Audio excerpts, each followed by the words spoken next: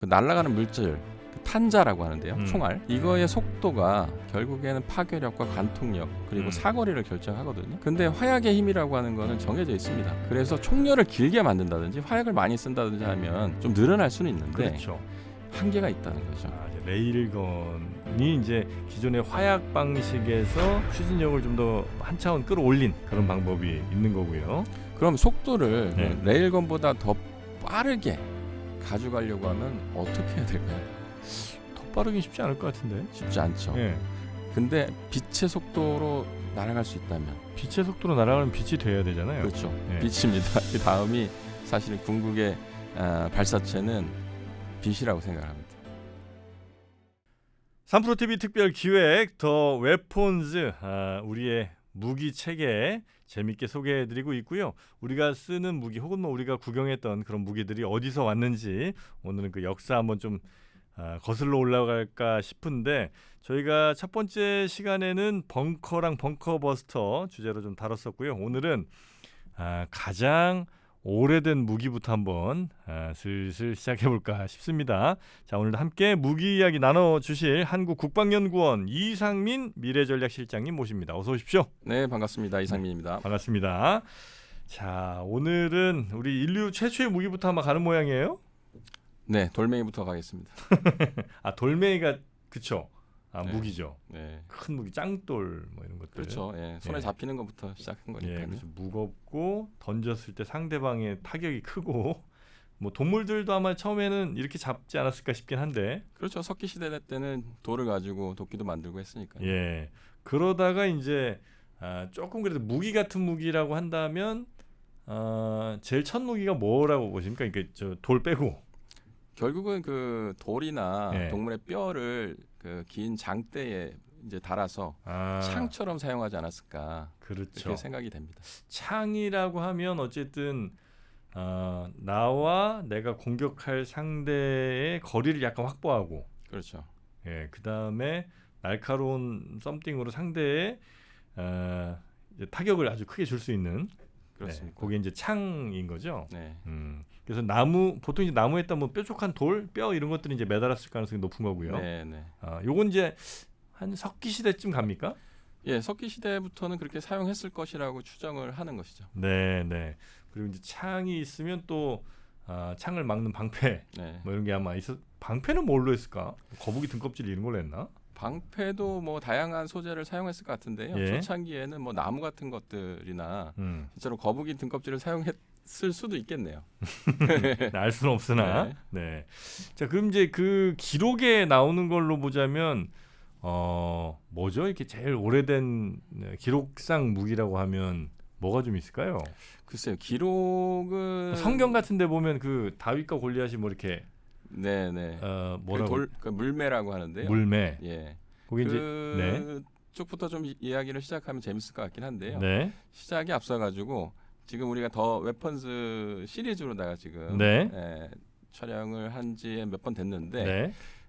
이걸 이제 시작하게 되는 지금 시점에서 저는 이 모순이라고 하는 단어에 대해서 한번 설명을 좀 드렸으면 좋겠어요. 모순이요? 예, 방금 말씀하셨던 창 네. 그리고 방패를 한자로 하면 모순입니다. 그렇죠. 창모의 방패순. 네. 이 고사성어에서 이제 어떤 상인이 네.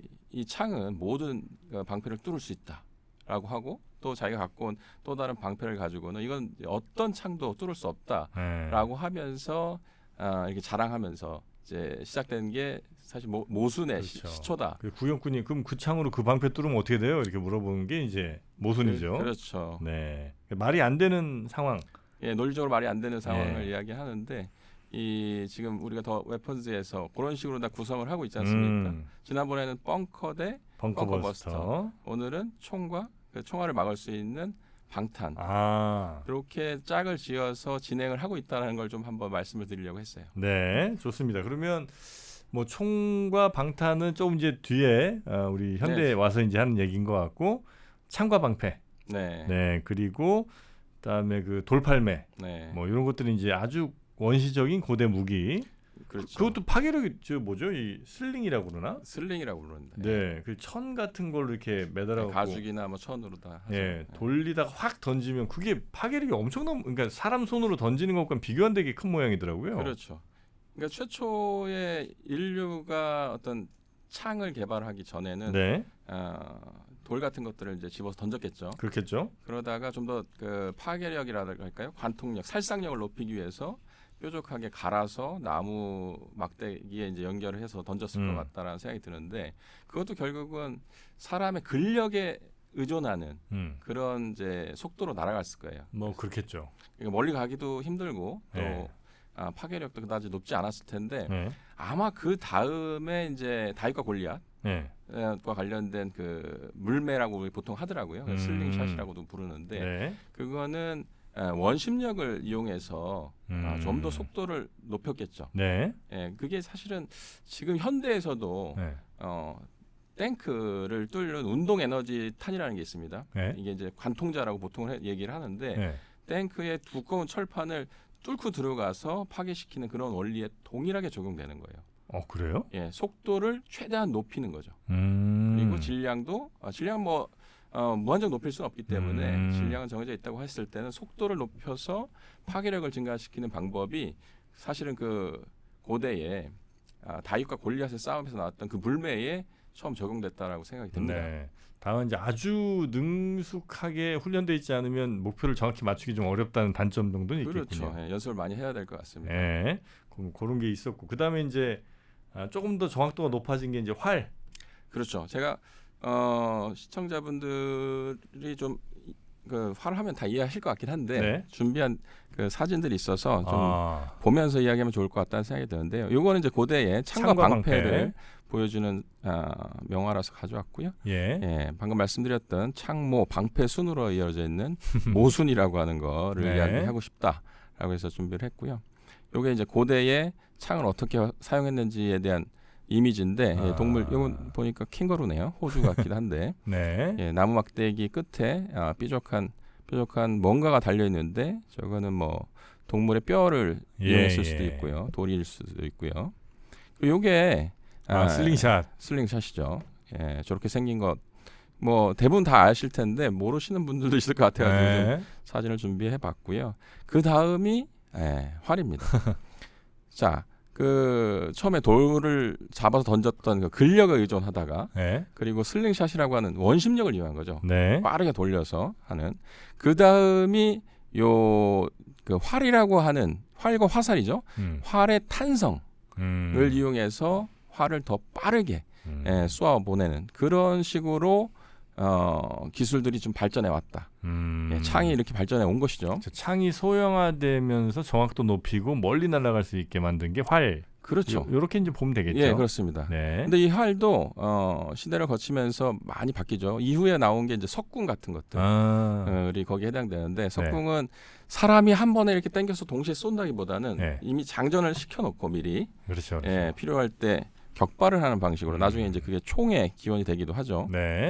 그 이후에 활도 굉장히 오랫동안 사용됐는데 중세 시대에 보면은 화승총이라고 해가지고 그 불꽃을 튀겨서 화약을 폭발시켜가지고 총 알을 발사시키는 요 방식으로 진화를 합니다. 결국은 사람의 근력, 그 다음에 어떤 활과 같은 거에 탄성. 그 다음에 그 한계를 극복하기 위해서 나온 것이 화약이다라고 보시면 좋을 것 같아요. 네, 이게 이제 왜군들 입모양이군요. 예, 그렇습니다. 이거 여기 위키피디아에서 가져왔는데 종자도총을 사용하는 아시가루들이라는 이제 제목으로 되어 있는 그림입니다. 요것도 요것도 이제 사실 폭발력이 아주 강한 건 아니죠. 화승총 정도는 뭐 그냥 쇠구슬을 아주 세게 날리는 거 아니에요? 그렇죠. 예전에는 이제 지금 같은 총알, 뾰족한 총알이 아니라 동글동글한 이제 쇠구슬을 이용했기 때문에 쇠구슬이 날아가면서 이게 회전할 거 아니에요? 우리 야구할 때도 야구의 커브나 이렇게 변화구를 주는 거는 회전력을 이용하잖아요. 이 쇠구슬도 아마 그 당시에 이렇게 정밀하게 둥근 형태는 아니었을 것이기 때문에 날아가면서 회전력을 먹는다든지 그러면 휘어가고 또 이제 사거리도 크진 않았을 거라고 생각을 하고 동글동글하기 때문에 관통령도 그리고 지금처럼 높진 않았을 것이다라고 네. 추정은 됩니다. 아마 사거리도 굉장히 짧았을 거고. 그렇죠. 그러다가 이제 우리가 지금 이제 쓰고 있는 점점 저게 이제 발전을 해서 이제 진짜 그렇죠. 무서운 총들이 나오는 거죠. 지금 그래서 요게 많이 보셨을 것 같은데. 저게 K2인가요? K2죠. 아, 초기에 우리 군들이 K2. 제일 많이 썼던. 예, 저도 요 K2를 많이 쐈죠. 예. 근데 지금은 이제 요 개량형들이 나오곤 있는데요. 예. 어찌됐든 이 K2랑 앞에 보여드렸던 화승총은 결국은 화약의 힘으로 총알을 발사하는 그런 방식에 있어서는 같습니다만 예. 이 화승총의 단점은 뭘까요? 화승총의 단점. 네.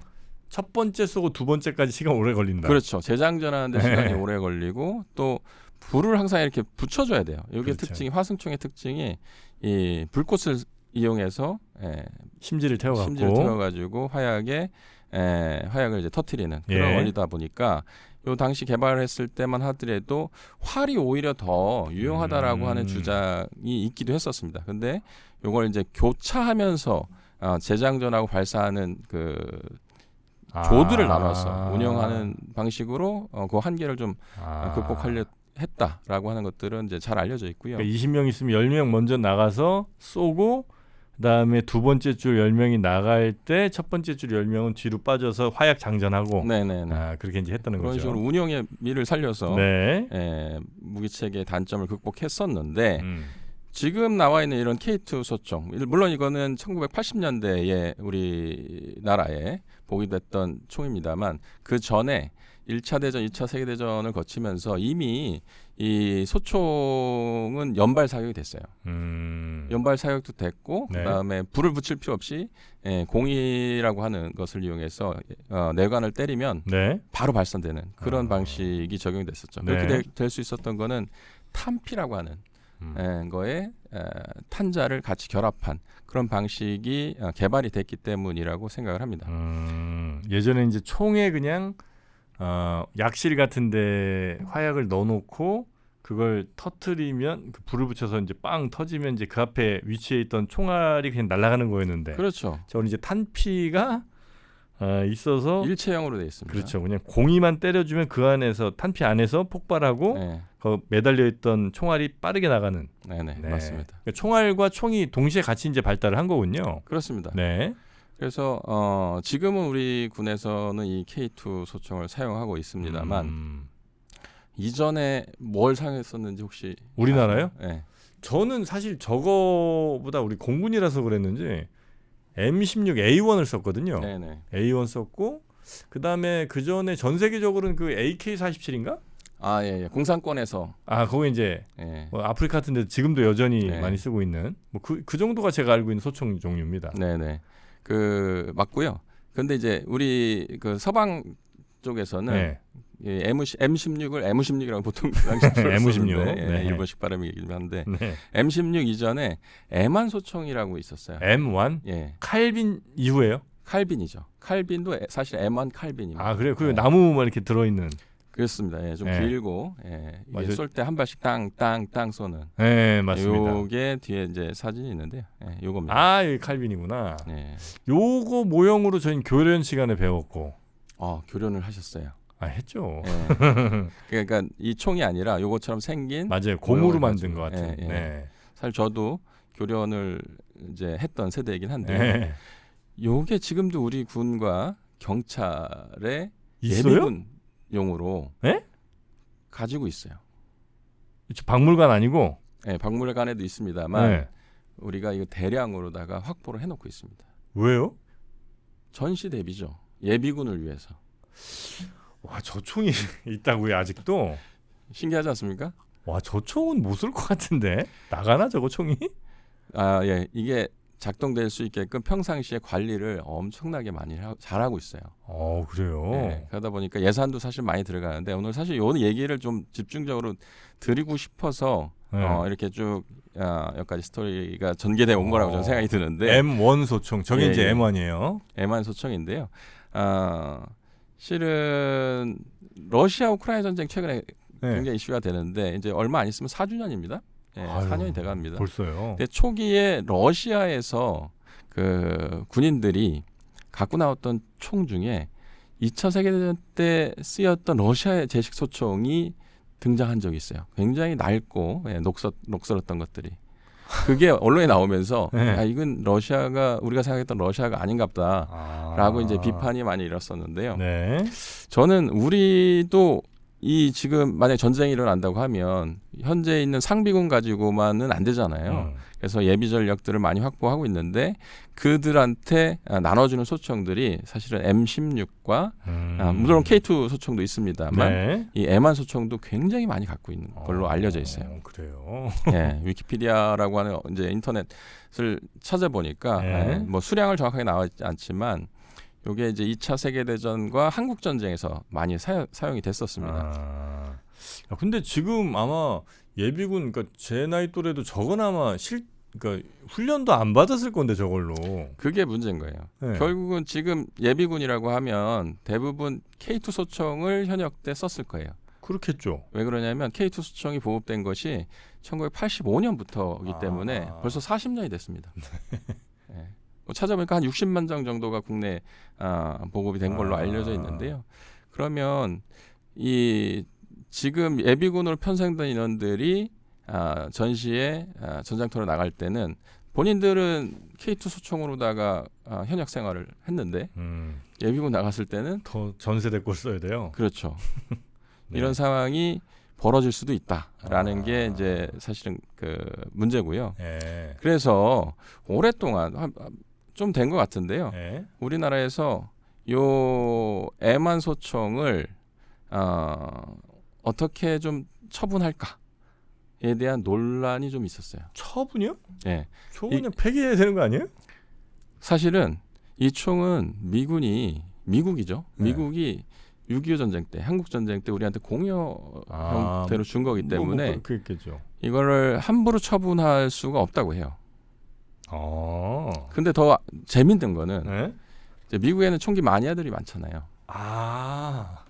근데 이 총이 좋아하는구나. 제2차 세계대전하고 한국 전쟁 때까지 쓰였던 네. 소총이다 보니까 지금 거의 희귀템이라고 합니다. 클래식 마니아들이. 그렇죠. 그래서 총기 매니아들은 꼭 한정씩 갖고 싶어하는 게 이 M1 소총이라는 거예요. 그래요. 예. 근데 그 상당 부분이 우리나라에 와 있는 거예요. 2차 세계대전 때 쓰이고 그걸 다 가지고 한국 전쟁에 참전했었기 때문에 그리고 전쟁이 끝나면서 한국군한테 주고 가서 공유를 하고 간 거예요.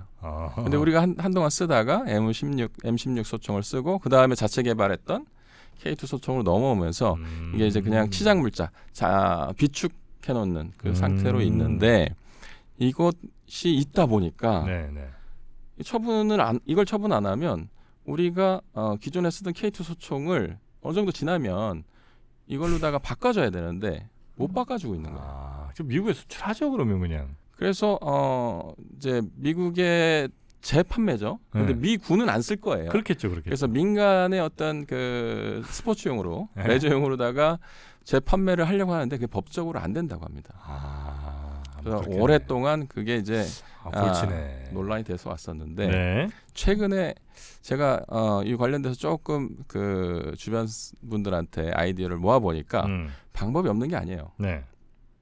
이거를 어떻게 하면 서로 윈윈할 수 있을 것인가라고 생각해 보니까 얘를 소총으로서 판매하거나 미국에 다시 하는 재증여하는 이것보다는 이걸 기념품으로 변환을 시켜서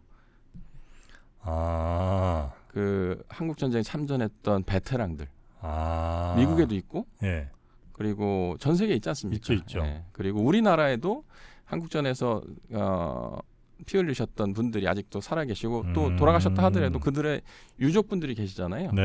그분들한테 이걸 기념품으로서 이렇게 증정을 하는데 물론 소총으로서의 기능이 남아있으면 안 되겠죠. 우리나라는 물론이고 미국에 다시 우리가 기념품으로서 이제 그 베테랑들한테 준다고 하더라도 불능화를 시켜서 줘야만 이게 가능하다라는 겁니다. 불능화라고 얘기하는 거는 소총으로서의 기능을 못하게 하는 거예요. 뭐 공이 같은 거 제거하고 그 정도는 쉽게 복구하죠.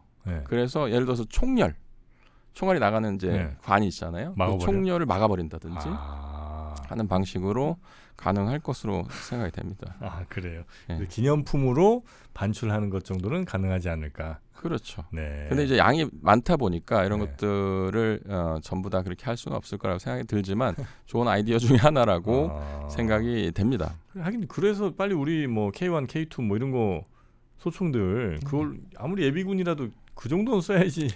예, 게다가 지금 이제 우리 아이들 출산율이 거의 뭐 인구 절벽이라고 하는 표현이 맞는 것처럼 줄어들고 있잖아요. 급격하게. 네네네. 그러다 보니 국방 쪽에서도 그 상비 병력을 50만, 60만 유지하는 거는 불가능하다. 그래서 2030년, 2040년이 되면 몇십만 정도로 다 줄이겠다라고 하는 국방 개혁 계획이 있어요. 네. 그러면 제가 이 K2 수총만 하더라도 우리나라에 한 60만 정도 보급이 됐다고 말씀드렸는데 병력 수가 예를 들어서 30만으로 줄어들면 어느 시점에 그렇게 되겠죠. 그러면 그 나머지 30만 정은 어디다 쓸 거냐 이걸 라고 했을 때 이게 바로 이제 예비 병력들을 위해서 비축 물자로 다 전환이 되어서 들어가야 되지 않을까 생각이 들고요. 자연스럽게 이 M1 소총은 우리 동맹과 어떤 평화의 상징으로 기념품화해서 한국전쟁 당시에 피 흘렸던 분들의 유족들에게 드리는 게 어떨까 이렇게 생각해봤습니다. 이게 처리가 좀 애매하다는 건 전 진짜 몰랐네요. 왜냐면 법이 굉장히 미국 법입니다. 그냥 버려야지 뭐 생각을 했었는데 그렇게 할 수 있는 거 막 할 수 있는 건 아니고 적당히 뭐 증여나 기증 같은 걸 이제 하는 방법으로 좀 새로운 모델을 우리 예비군도 우리 군인들도 좀 쓸 수 있겠다. 네. 사실 이걸 사용할 수 있게 언제든 사용할 수 있게끔 유지 관리하는 것도 굉장한 노력이 들어갑니다. 예산이 들어가는 거예요. 그렇죠. 수십억 단위로 들어간다고 들었어요. 자, 근데 이 총 M1이라든지 아니면 우리가 뭐 지금 현대 군인에 쓰고 있는 K2 혹은 뭐 K1 뭐 이런 소총들이 결국은 그 총알 뭐 약간 뭐 크기 차이나 다 쭉 있겠습니다만 결국 이제 총알 뒤에 있는 공이를 때리고 그 안에서 약실에서 이제 화약이 터지고 그다음에 그 폭발력을 이제 추진력으로 삼아서 총알이 앞으로 빠르게 나가는 게 이제 기본 원리잖아요. 그렇죠. 이거를 넘어서는 다른 개념의 총이나 뭐 공격 무기들은 별로 아직은 없습니까? 나오고 있습니다. 이 뒤에 이제 계속 나오는데요. 결국은 지금까지 살펴본 거는 그 날아가는 물질, 그 탄자라고 하는데요. 총알. 이거의 속도가 결국에는 파괴력과 관통력 그리고 사거리를 결정하거든요. 근데 화약의 힘이라고 하는 거는 정해져 있습니다. 그래서 총열을 길게 만든다든지 화약을 많이 쓴다든지 하면 좀 늘어날 수는 있는데 그렇죠. 한계가 있다는 거죠. 그렇겠죠. 그래서 이게 뭐처럼 생겼습니까? 총처럼 비슷하게 생기긴 했는데 크고 긴 총. 대포? 대포예요. 이게 이제 근데 미국에서는 레일건이라는 표현을 쓰는데 해군하고 미군의 해군하고 육군에서 이 레일건이라고 하는 것을 오랫동안 개발을 해왔어요. 레일건이 뭐죠? 레일건은 말 그대로 건은 총이잖아요. 근데 레일이 뭡니까? 우리 기차 타고 갈 때 가는 그게 레일이잖아요. 그 레일을 타고 어떤 물체가 발사되는데 그걸 추진시키는 힘이 화약의 힘이 아니라 전자기 힘이에요. 전자기, 일렉트로마그네틱. 우리 모터도 전자기 힘으로다가 회전을 일으키는 건 아시죠? 그렇죠. 그것처럼 이 레일에다가 N극, S극을 빠르게 전환시켜가지고 거기에 이 추진력을 발휘하는 어떤 장치를 달아서 걔가 빠르게 어떤 물체를 튕겨내는 그런 원리가 레일건의 기본 원리인데요. 속도가 기존의 총알이나 아니면 대포에서 발사되는 것도 똑같이 화약의 힘으로 발사되는 건데 그것보다 훨씬 많은 수배 정도 빠른 속도로 이 물체를 쏘아 보낼 수가 있습니다. 그래서 얘는 화약 그 안에 폭탄이 이제 폭발물이 들어있지 않아요. 보통 우리가 이제 자주포 같은 경우에도 화약의 장약의 힘으로 이 탄을 155mm 탄 같은 경우에 밀어내서 한 40km 최대 40km 정도 날아가서 지면과 충돌하면서 폭발을 하잖아요. 그 안에 있는 화약이 터지면서 파편이 비산하는 거거든요. 근데 얘는 그렇지 않아요. 그냥 쇳덩어리가 날아가는 거예요. 전자기력의 힘을 받은. 그렇죠.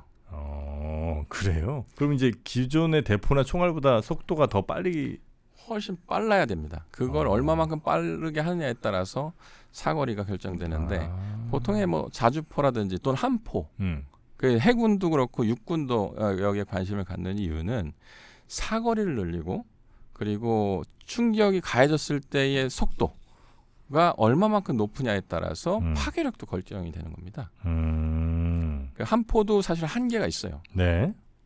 뭐 100km, 150km 이 정도까지 날아가는 것으로 알려져 있긴 한데요.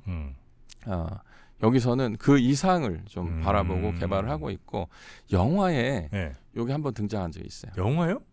트랜스포머. 그랬었나? 네, 트랜스포머 보면 제가 몇 편인지 잘 기억은 안 나는데 함포에서 레일건을 쏩니다. 그래서 피라미드 위에 올라가 있는 기억납니다. 네네. 맞네. 로봇을 직접 타격했던 2였던 것 같습니다. 2였던 것 같죠. 네. 맞네. 그 피라미드 위에 있는 거. 네. 맞아요. 그때 등장했던 게 레일건이고요. 네. 그거는 이제 물론 그 SF 영화에서 사용된 거지만 실제 상황에서도 실제 현실 세계에서도 개발이 되고 있습니다. 그래서 화약의 힘으로 극복하지 못했던 거를 전자기력의 힘으로 극복하려고 하는 노력으로서 이렇게 만들어지고는 있는데 문제는 전자기력이다 보니까 전기가 많이 필요한 거예요. 전력이. 그렇겠네요. 전력이 많이 필요한데 그 많은 전력을 공급해 주려고 하면 그리고 또 연발로 다 사격을 해야 되잖아요. 그렇기 때문에 거의 요즘 이제 각광받고 있는 SMR 있잖아요. 원전, 소형 원전. 모듈러 리액터라고 하는 소형 원전. 요 정도의 전력 공급원들이 같이 따라다녀야 된다라고 합니다. 저거 쓰는 데가 실제로 있어요, 근데? 아직까지는 없고. 그냥 개념적으로 실험적으로는 있고. 그래서 성능이 어느 정도 입증이 됐기 때문에 머지않은 시기에 전력화까지 갈 거라고 예상은 되는데 그 과정에서도 해결해야 될 난관들이 많이 있을 거라고 생각은 됩니다. 네네네네. 이제 레일건이 이제 기존의 화약 방식에서 추진력을 좀 더 한 차원 끌어올린 그런 방법이 있는 거고요. 그럼 속도를 레일건보다 더 빠르게 가져가려고 하면 어떻게 해야 될까요? 더 빠르긴 쉽지 않을 것 같은데. 쉽지 않죠. 근데 빛의 속도로 날아갈 수 있다면 빛의 속도로 날아가면 빛이 돼야 되잖아요. 그렇죠. 빛입니다. 그 다음이 사실은 궁극의 발사체는 빛이라고 생각을 합니다. 지금 이제 요거 같은 게 럭키드 마틴에서 개념들을 보여주고 있는 건데 우리나라에서도 얼마 전에 레이저로다가 드론이나 북한에서 날아오는 이제 쓰레기 풍선, 오물 풍선이라고 하는 거를 떨어뜨리기 위해서 서둘러서 전력화를 시킨 장치가 바로 요 레이저 요격 장치예요. 야, 저게 돼요? 됩니다. 지금 우리나라에서는 세계 최초로 배치했다라고 이야기를 했는데 배치가 됐어요? 이제 배치하고 있고 배치를 한 것으로 알려져 있어요. 근데 출력이 미국이나 이스라엘처럼 이 레이저 무기 체계의 어떤 선두주자라고 비교했을 때는 많이 부족하죠. 우리나라 이제 레이저의 출력은 킬로와트로 보통 얘기하는데 우리나라 게 한 2-30 정도 되는 것 같아요. 그런데 이스라엘이나 미국은 단위가 공이 하나가 더 붙어요. 그러니까 100이라든지 150, 200 이런 식으로다가 출력이 높아져 가고 있습니다. 그런데 재밌는 게 올해 아직 12월이니까 올 6월인가요? 이스라엘과 이란이 한번 전쟁을 일으켰죠. 지난번에 우리 벙커버스터 얘기할 때 얘기를 했었는데 이스라엘이 이란을 먼저 공격하잖아요. 이란이 반격할 거라는 생각을 했겠죠. 당연히 하겠죠. 그럼 이란이 뭘 갖고 반격할 것인지도 계산을 했을 거라는 거예요. 그게 뭐였냐면 드론하고 미사일입니다. 그래서 이스라엘은 어떤 준비를 했냐면 자 우리가 먼저 이란을 기습 공격을 한다. 그러면 이란이 우리한테 드론하고 미사일로다가 반격을 할 텐데 저거를 우리가 갖고 있는 미사일 요격 체계 유명한 게 이제 아이언돔이라는 게 있죠. 이스라엘. 아이언돔으로 다 막을 수 있을까? 라고 계산해 보면 못 막아요. 너무 많이 쏟아져서. 그렇습니다. 예. 아이언돔이 한 번에 막을 수 있는 총 수량은 800개 정도예요. 근데 그거를 다 막으려고 하면 한 발에 거의 1억 원에 가까운 비용이 드는데 그 날라오는 드론이나 이런 것들은 그보다 훨씬 저렴할 수 있다는 그렇죠. 거죠. 근데 그거를 다 고가의 요격 체계로다가 요격 미사일로다가 하기는 한계가 있으니까 뭘 선택했냐면 오랫동안 개발해왔던 이 레이저 요격 체계. 네. 이걸 이제 아이언 빔이라고 이스라엘에서는 불러왔었는데 그 아이언 빔을 미리 배치를 해놨어요. 근데 언론에 안 나와 있습니다. 언론에서는 이스라엘이 아이언 빔이라고 하는 걸 개발을 하고 있고 계속 배치가 지연되고 있었는데라고 했었는데 제가 올해 이스라엘 대사님하고 한번 이제 만나는 일이 있었는데 네. 이 얘기를 하시더라고요. 하면서 5월경에 이스라엘에 이미 배치됐다라고 올해 얘기하는 거예요. 그 시간적으로 따져 보면 6월에 이스라엘이 이란을 공격했단 말이죠. 미리 계약을 했었던 거예요. 우발적인 충돌이 아니라 이스라엘은 이란의 원자력 시설들에 대해서 선제 타격을 한 거예요. 예방 공격을 한 것이죠. 네네네. 그러면서 5월달 그보다 한 달 앞선 5월달에 네. 이 레이저 요격 체계들을 배치해 놨었다라는 겁니다. 저게 근데 이게 어느 정도나 파괴력이 있을지가 물론 뭐 출력을 높이면 많이 좀 생기겠으나 매우 좀 약하지 않나 하는 생각이 좀 듭니다. 예, 아까 이제 우리가 속도를 높이는 데 있어서는 빛의 속도만큼 높일 수만 있다면 네. 파괴력이 엄청나죠. 그렇죠. 근데 어떤 탄을 빛의 속도로다가 올릴 수는 없어요. 그래서 빛이라고 하는 것도 결국은 파동의 어떤 성격하고 입자의 성격을 다 동시에 갖고 있거든요. 네. 그래서 이제 입자의 성격을 광자라고 표현하는데 무게가 있는 거예요. 근데 무게가 워낙 가볍기 때문에 파괴력이 높지 않아요. 그래서 출력을 엄청나게 높여가지고 그 힘으로다가 뭔가를 파괴를 하는데 파괴하는 원리는 뭐냐면 열로다가 태우는 거예요. 쉽지 않을 것 같은데. 레이저 시술 같은 것도 하고 그다음에 레이저로다가 우리 커팅도 하잖아요. 네네. 정밀하게 커팅하듯이. 그래서 가까이 있을 때는 그 힘이 고스란히 뭐 절단을 하든 뭘 하든지 전달이 되는데 멀리 수십 킬로미터 떨어졌을 때는 어떤 일이 벌어지냐면 레이저가 이렇게 번져요. 그렇겠죠. 빛의 성격 이게 자체가. 초점을 가지고 이렇게 한 곳에 모였을 때 정밀하게 커팅도 되고 하는 건데 그렇게 되면 웬만한 미사일이나 심지어 탱크의 표면까지도 레이저로다가 커팅을 할 수 있어요. 지장을 줄 수 있다는 거죠. 네. 근데 멀리 떨어졌을 때는 이야기가 달라지는 거예요. 이걸 한 군데 모으는 기술이 일단 필요하고요. 그 다음에 날씨의 영향을 좀 받습니다. 날 흐리면 좀 잘 안 돼요? 당연하죠. 영향을 많이 받나 그게? 많이 받습니다. 비가 오거나 안개가 끼거나 했을 때는 어차피 레이저도 빛이거든요. 빛을 강하게 만든 게 레이저이기 때문에 레이저는 날씨의 영향을 아주 크게 받습니다. 그거 아직 뭐 어떻게 요격되는지에 대해서는 뭐 이렇게 자료나 이런 게 별로 없긴 하죠. 네, 지금까지는 이제 이스라엘이 이란제 드론을 요격했던 것이 거의 유일한 사례인 것 같은데 밝혀진 건 아직 없습니다. 네. 그러니까 이제 드론이 온다 싶으면 당연히 뭐 어디에 오는지는 이제 파악할 수 있을 테니까 그러면 그 레이저건 같은 것들이 이제 걔를 찾아서 걔를 계속 쪼면서 이렇게 쏘면서 이제 그 드론이 이제 열을 감당할 수 없을 만큼 받게 되고 이제 그러면 이제 추락한다든지 뭐 폭파된다든지 이렇게 되는 거겠군요. 그렇죠. 드론이라는 게 가볍게 만들기 위해서 뭐 플라스틱 같은 것들도 많이 쓰잖아요.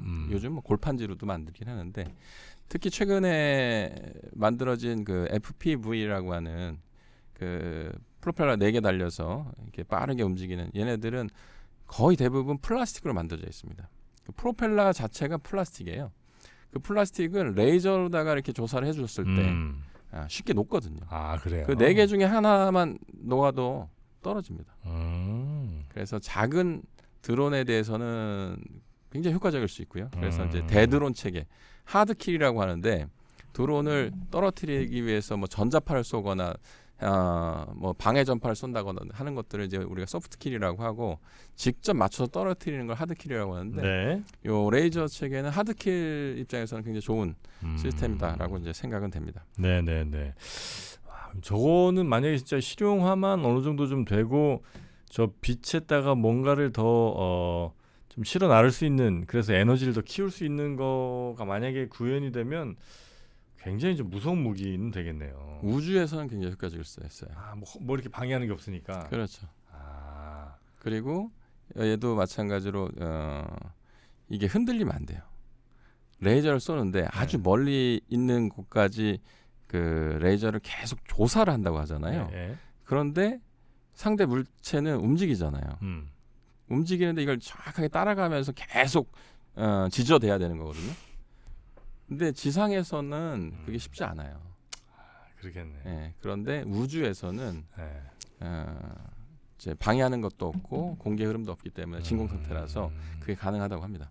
근데 뭐 우주에서 싸울 것까지야 뭐 아직 이제 우리가 우주 전쟁 하지 않으면서 근데 앞으로 우주 전쟁 안 한다라고 하는 보장은 없습니다. 그렇죠.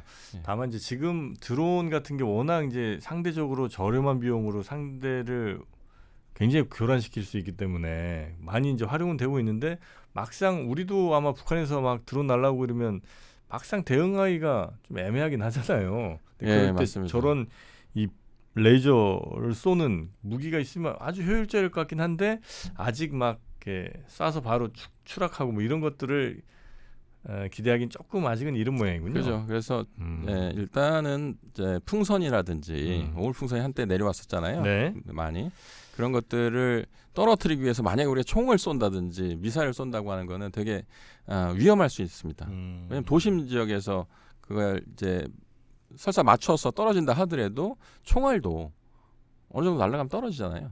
그 탄을 맞고 누군가 피해를 볼 수 있으니까 오히려 도심 지역에서는 이 레이저를 이용해서 그런 풍선들을 떨어뜨린다든지 드론도 맞춰서 떨어뜨릴 수는 있어요.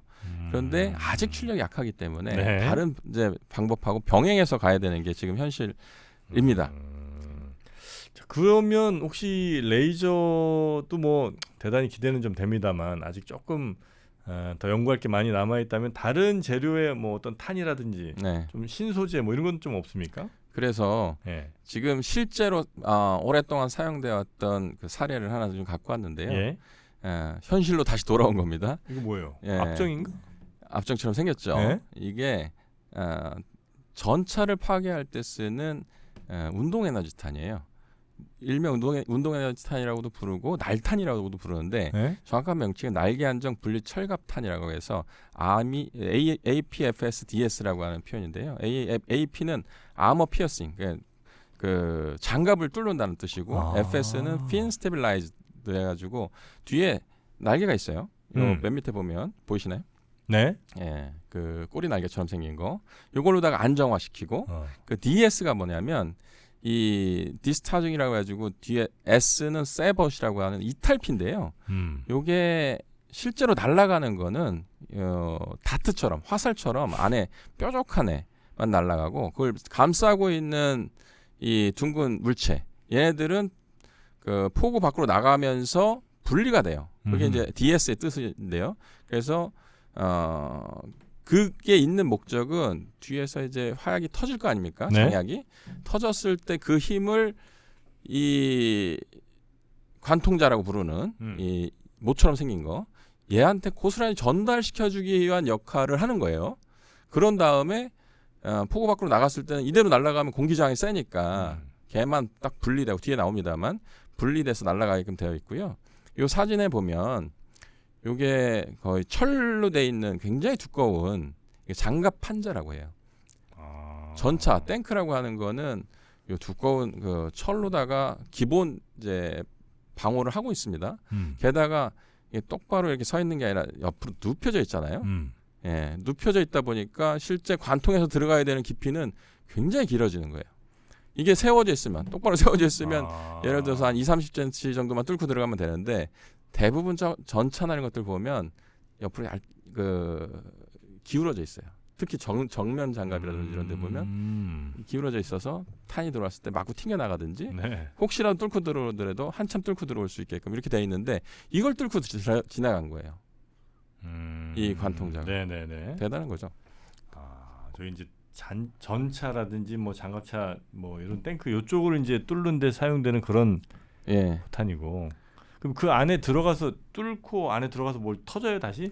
뚫기만 해도 의미가 있나? 뒤에 좀 보여드릴게요. 네. 날아갈 때 이렇게 됩니다. 아. 저기 벗겨지는 거예요. 저기 네. 세보 이탈피라고 하는데 그러면서 안에 있는 텅스텐 또는 이제 열화 우라늄으로다가 만들어지는데 이 다트처럼 생겼죠. 네. 모처럼 생기기도 하고 요게 날아가서 뚫고 지나가는 거예요. 그리고 뒤쪽에 핀이 달려가지고 똑바로 날아갈 수 있게끔 합니다. 그래서 진짜로 일직선으로 날아가서 부딪히는데 요거는 저런 것들 저걸 막을 수는 없고요. 저런 그 대전차 화기들이 날라와서 이렇게 박히게끔 해주는 그런 여러 가지 장갑들이 고안이 됐는데 네. 임시 장갑이죠. 이거는 뒤에 이제 RPG-7 같은 거 이런 것들이 딱 걸치게끔 임시로 다 만들어 놓은 거고요. 그런데 아까 얘는 요걸로 막을 수가 없어요. 그 껍데기를 두껍게 하는 수밖에 없다. 또는 저게 나왔을 때 화약처럼 반응 장갑이라고 하는데 거꾸로 화약이 빵 터져서 저게 뚫고 들어오는데 방향을 틀게끔 하는 그런 식의 대응 방법을 현재는 적용하고 있습니다. 근데 문제는 워낙 빨리 그 철판에 갖다 꽂히기 때문에 네.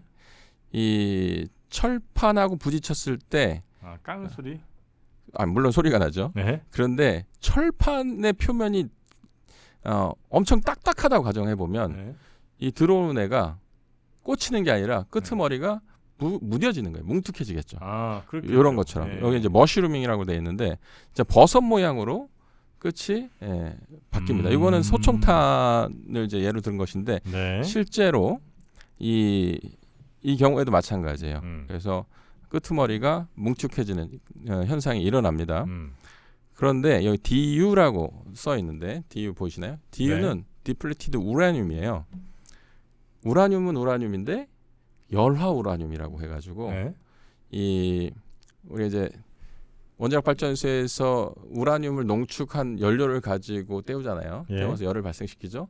그때 쓰이는 우라늄들은 우라늄 235라고 하는 원소들을 모아놓은 건데 한 5% 이하로. 그런데 그걸 빼내고 나면 남은 우라늄 찌꺼기를 열화 우라늄이라고 하고 영어로 디플리티드 우라늄. 그래서 DU라고 쓰는데 이게 그냥 버려지는 게 아니고 여러 용도로 쓰여요. 그 중에 하나가 이 관통자로 쓰이는 겁니다. 아까 그 화살촉처럼 생긴 거. 왜 그러냐면 얘의 특징이 끄트머리가 굉장히 단단하고 또 자체가 너무 굉장히 무거워요. 무겁기 때문에 운동 에너지 제가 이제 2분의 1 mv의 제곱 자주 말씀드렸었는데 질량 m을 굉장히 높이면서도 부피를 크게 차지하지 않기 때문에 공기 저항을 최소화하면서 날아갈 수 있는 그런 장점이 있는 게 열화 우라늄 탄인 겁니다. 그래서 열화 우라늄 탄 같은 경우는 일반 장갑 판재들을 쉽게 뚫고 지나가는데 우리는 그 열화 우라늄 탄을 확보할 수가 없어요. 왜죠? 우리는 농축이 안 되니까. 그렇죠. 그래서 그것도 미국이랑 협의를 해야 되는 거예요? 아니 해도 안 돼요? 원자력 협정을 통해서 계속 우리가 그걸 풀어달라는 요청을 하고는 있죠. 근데 잘 안 되고 있는 상황인 거고 미국은 자체적으로 농축을 하고 남은 찌꺼기마저도 이 탄용으로다가 전차를 파괴할 수 있는 그런 탄용으로 다 개발을 해서 사용을 하고 있습니다. 그러니까 우리는 대신에 우리나라에서 텅스텐이 많이 나와요. 그래서 텅스텐의 성능이 우라늄 탄만큼 좋지는 않지만 비슷한 효과를 낼 수가 있다라고 해서 텅스텐 탄으로다가 텅스텐 재질로다가 관통자를 만듭니다. 근데 얘는 아까 그 머쉬룸 현상, 버섯처럼 둥그러지는 끝이 무뎌지는 그런 특성을 이제 극복을 하지 못하기 때문에 그걸 계속 연구 개발을 통해서 개량하려고 하는 노력들을 하고는 있어요. 근데 열화 우라늄 탄이라는 게 더 성능이 좋은 거는 뭐 때문이에요? 열화우라탄은 일단 그 네. 밀도가 어떤 그 물질들, 그러니까 철이나 이런 것보다 훨씬 무겁고요. 납보다도 무거워요. 아 그래요? 네. 그렇게 밀도라고 비중이라고도 하는 그게 높아야만 똑같은 질량일 때 부피가 작아지잖아요. 그렇겠죠. 부피가 작아져야 공기 저항을 덜 받을 거잖아요. 뚫고 들어갈 날아가는 동안 공기 저항을 받으면 안 되니까 얇고 길게 만들어서 했을 때 그런 특징이 있고 또 이 끄트머리 여기는 DU 팁이라고 하는 표현을 써놨는데요. 네. 이 끄트머리가 굉장히 단단해서 장갑 한 재를 뚫고 지나가면서 무뎌지는 현상이 없이 끝까지 들어간다고 합니다. 그럼 이제 저런 것들이 이제 결국 단단하고 뭐 뚫기 어려운 것들을 이제 계속 뚫는데 발달을 한 우리의 공격 무기의 어떤 형태인 거고. 그렇죠. 네. 저거 당연히 뭐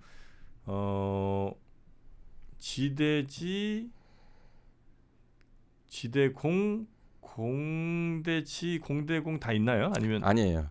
이게 요 그림을 보시면 이게 이제 열화우라늄탄이 실제로 다양한 용도로 쓰이고 있다는 걸 보여주고 있는데요.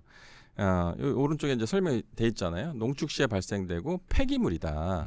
우라늄 238로다가 주로 구성이 되어 있다라는 거고, 그리고 강도라든지 밀도가 납보다는 1.7배, 철보다 2.4배의 밀도를 갖고 있다. 굉장히 무거운 소재라는 것이죠. 그 종류도 25mm, 30mm, 105mm, 120mm 이렇게 다양하게 있는데요. 사실은 공대공은 없고요. 그리고 지대공도 사실은 지금 사용되는 건 없고 공대지 또는 지대지, 그러니까 지대지라고 하는 것은 여기 대전차용 포탄, 에이브람스 탱크에서 아까 APFS-DS라고 하는 그 관통자 거기에 사용이 되는 게 105mm와 120mm 포고요. 그 다음에 A10이라고 해서 최근에 이제 미국에서 도태시키고 있는데 위에서 전차를 잡기 위해서 쏘는 거 25mm, 30mm 용에 쓰이고 있고 이 사람이 들고 있는 포탄이 이게 아마 25나 30mm 정도 되는 거고 이걸 가지고 이 탱크의 표면에 이렇게 관통을 시킨 거예요. 사진을 보면 아주 깔끔하게 관통돼서 들어가는 게 보이죠. 네. 저게 지금 구멍이에요? 네, 구멍입니다. 그래요? 깔끔하게 들어갔는데 그렇네. 그 안에서는 어떤 현상이 벌어지냐면 얘가 굉장히 빠른 속도로 들어가고 이 장갑 표면하고 마찰을 일으키면서 안에 들어가기 때문에 안에서는 이게 거의 액체 형태로 돼서 퍼져나가고 온도가 높아서 안에서 불을 일으킵니다. 화재를 일으켜요. 그러니까 뭐 사람은 당연히 살 수가 없고 그 안에 어떤 장약들 같은 경우에는 같이 폭발을 일으키죠. 그러니까 저거는 어쨌든 뭐 그 하늘에 있는 친구들은 그 무게 때문에라도 저렇게 두꺼운 철판을 못 쓰니까 그렇죠. 하늘까지 쏠 필요는 없는 것 같고 땅에서 돌아다니는 전차나 뭐 장갑차, 탱크 이런 친구들 이제 두꺼운 철판을 뚫기 위한 특수 목적 탄 같은 거군요. 주로 탱크 공격용이고요. 그래요. 장갑차는 표면이 보통 이제 알루미늄으로 돼 있어서 이거 안 써도 돼요. 그래요? 네. 장갑차랑 탱크는 차이가 좀 많이 나는군요. 많이 나죠. 탱크는 전차라고 보통 얘기하는데 무게가 한 40톤, 50톤 나가잖아요. 그래서 몇 대 맞고도 이렇게 파괴되지 않아요. 이런 거로 다 정면으로 맞지 않는 이상은 멀쩡하고요. 근데 장갑차는 목적 자체가 원래는 APC라고 해서 사람을 수송하는 목적으로 처음엔 개발이 됐다가 나중에 점점 그 장갑 판재도 좀 두껍게 하고 포신 같은 것도 좀 센 걸 달아서 전차랑 같이 보존 협동하면서 쓸 수 있게끔 이제 개량이 돼서 이제 발전이 되어 왔습니다만 기본 차체는 알루미늄 바디예요. 물에 뜨는. 네네네네. 그래서 뭐 그 많은 사람들도 이동을 예를 들면 뭐 배에서 육지까지 이렇게 이동시키기도 하고 상륙 장갑차도 똑같은 거죠. 그렇죠. 수륙 양용 장갑차도 장갑차입니다. 물에 떠야 되죠. 그런데 전차는 물에 안 떠요. 그러니까 깊은 물을 도할 때는 스노클이라고 해가지고 무슨 연통 같이 생긴 것들을 달고 다닙니다. 본 적 있을 겁니다. 다음에 한번 그런 얘기들을 자세하게 다루기로 하고요. 그 다음에가 이건 뭐예요? 여기 하고 거의 마지막일 것 같은데요. 이건 대전차 미사일입니다. 그러니까 아까 전에 이런 장치들은 비행기에 달거나 또는 전차, 탱크에서 발사하잖아요. 그런데 무겁기 때문에 그런 거예요. 네, 사람이 직접 들고 다니면서도 전차를 공격할 수 있어요. 이 특징상 뭐냐면 얘는 대전차 미사일이라고 해서 네. 사람이 이제 어깨에 견착해서 쏘는데 파괴력은 앞선 그 대전차 관통자, 대전차 그 운동 에너지탄과 유사한 효과를 낼 수가 있어요. 야, 저거는 근데 뒤에가 뚫려 있는 것 같은데. 뚫려 있죠. 그렇죠. 원리가 달라요. 그렇죠. 그러니까 앞에 얘는 총알하고 똑같은 거예요. 이 탄피가 있잖아요. 그래서 작용 반작용을 통해서 이제 발사가 되는 건데 이 충격을 이 발사 시의 충격을 이 탄피가 그대로 다 받습니다. 그리고 거기서 화약이 터지면서 이제 연소가 되면서 그 압력을 이 탄자 관통자를 바깥으로 밀어내는데 다 써버리는 거죠. 그러니까 반동이 엄청나게 큰 거예요. 그런데 그 반동을 사람이 들고 다니는 이 대전차 미사일로다가 다 받을 수 없기 때문에 뒤쪽으로다가 가스를 분사하면서 앞으로 미사일이 날아가는 그런 형태가 대전차 미사일의 가장 큰 특징이다. 그래서 이 미사일 뒤쪽에 사람이 있으면 안 돼요. 그렇겠네요. 열폭풍이라고 그러나? 하여튼 뭐 이렇게 예. 열 바람이 엄청 나오겠네요. 저건. 그렇죠. 그래서 보통 이제 무반도 총이라고 해서 예전에 무반동 총이라고 하는 그 무기도 있었는데요. 요즘 그거는 잘 안 쓰고 이런 미사일 형태로 다 해서 사람이 실제로 들고 다니다가 쏘는 방식으로 바뀌었고요. 네. 이 내부는 이렇게 돼 있어요. 복잡하죠. 이거는 비행 모터, 유도 조종 장치 있고 탐색기, 주탄두. 야, 주탄두가 되게 뒤에 있네. 예, 탄두가 두 개예요. 앞에 보면 선두 탄두가 있고 뒤에 주탄두라 되는데 이거는 우리나라에서 개발한 현궁의 이제 그 상세 도면인데 원래는 탄두가 하나예요. 하나인데 앞쪽에 있는 게 주로 이제 그 관통하는 데 쓰이는 탄두였는데 요거는 사실은 원리 자체는요. 원리를 먼저 보는 게 좋을 것 같은데 이렇게 돼 있어요. 원래 화약이 왼쪽부터 이렇게 보면 화약이 담겨 있는 모양이 이렇게 좀 특이하게 바뀌죠. 꽃갈콘처럼 꽃갈 모양으로 바뀌죠. 이렇게 성형을 했다라고 해서 성형 작약탄이라고 부르고요. 이렇게 했을 때 폭발력이요. 형성될 때 왼쪽에 있는 거는 그냥 밋밋하게 날아가는 거고 오른쪽으로 가면 갈수록 관통력이 높아지잖아요. 이 안에 검게 칠해져 있는 부분이 있어요. 이 부분이 금속이에요. 그 금속 보통 구리로 되어 있는데 구리가 녹아내리면서 메탈 제트라고 해서 그냥 그 송곳처럼 날아와요. 굉장히 뜨거운 구리 액체인 거죠. 그걸 메탈 제트라고 하는데 걔가 장갑 표면에 닿으면서 녹이면서 뚫고 들어가는 거예요. 짧은 시간에? 그렇죠. 신기하죠. 근데 이게 적용된 게 요 원리고요. 그다음에 그게 적용된 무기 체계가 이거예요. 성형 작약탄. RPG-7도 똑같아요. 네네네네. 저런 것까지 이제 발전을 해 왔다. 그렇죠. 근데 선두 탄두랑 저 뒤에 탄두가 방향이 좀 반대 방향 아니에요? 반대 같죠. 근데 아까 말씀드렸잖아요. 이 껄껄스컨처럼 돼가지고 뒤에 화약이 터지면서 앞에 달려 있는 이 금속 깔때기가 반대 방향으로 녹으면서 날아가는 거예요. 신기하다. 화약 방향이 화약이 터지면서 메탈 제트 방향은 전방 왼쪽으로 이렇게 날아가게 되어 있고요. 선두 탄두의 역할은 요즘 장갑 그러니까 방탄제가 굉장히 스마트해져가지고 이런 성형 자격탄을 막기 위해 가지고 반응 장갑이라고 해서 별도의 희생 장갑들을 달아놔요. 그러면 얘가 대신 맞고 떨어져 나가고 본 장갑은 살아남는 이런 방식들을 쓰고 있단 말이죠. 그래서 이 선두 탄두가 걔를 제거해버리면 뒤에 있는 본 탄두가 원래 주 장갑 판재를 뚫고 들어가서 파괴하는 그런 원리입니다. 똑똑해지고 있어요. 점점. 이런 것도 이제 우리나라 잘 만들죠? 잘 만들고 있습니다.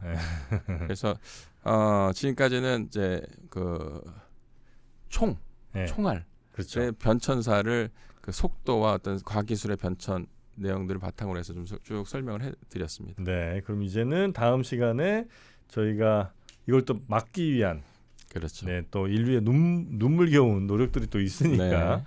근데 아무리 봐도 이 총하고 방탄 쪽에서는 총이 더 우세할 것 같기는 한데 그래도 또 방탄 쪽도 굉장히 또 발전했을 테니까 그것도 한번 이어서 2부에서 이야기 듣도록 하겠습니다. 자, 오늘 더 웨폰 무기체계, 오늘은 이제 총과 방탄인데 총 얘기 먼저 1부에서 좀 전해드렸고요. 이어지는 2부에서는 저희가 방탄 이야기 한번 다루도록 하겠습니다. 자, 그러면 우리 이상민 실장님 다음 2부에서도 잘 부탁드리겠습니다. 네, 감사합니다.